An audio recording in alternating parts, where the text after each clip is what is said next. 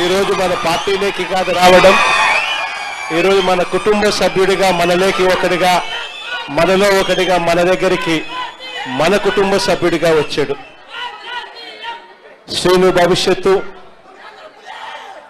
నా మీద నమ్మకం ఉంచి నా చేతుల్లో పెట్టాడు. శ్రీనుకు అన్ని రకాలుగా న్యాయమే చేస్తాను, మంచే చేస్తాను అని ఈ సందర్భంగా అందరి సమక్షంలో కూడా చెప్తా ఉన్నాను. రేపల్ల నియోజకవర్గంలో మోహన్ యువకుడు, ఉత్సాహవంతుడు, బాగా గట్టిగా కష్టపడడానికి ముందుకొచ్చాడు.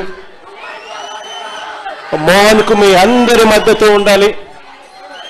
శ్రీను తన సొంత తమ్ముడిగా మోహన్ను భుజాన వేసుకుని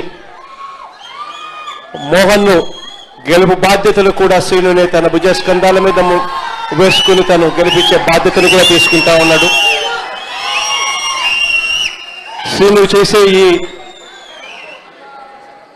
మంచిని జగన్ ఎన్నటికీ మనవడు. మనం అధికారంలోకి వచ్చిన తర్వాత శ్రీనును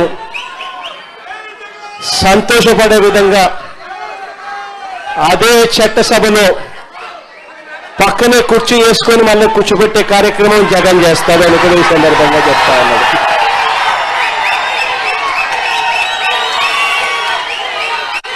చాలా మంది నాయకులు వచ్చిన ఈ సందర్భంగా, చాలా మంది కార్యకర్తలు వచ్చిన ఈ సందర్భంలో బహుశా అందరినీ కూడా కలవలేకపోవచ్చేమో. ఎందుకంటే ఇన్ని వేల మంది వచ్చారు కాబట్టి అందరినీ కూడా కలవలేకపోయే పరిస్థితి ఉంటుంది.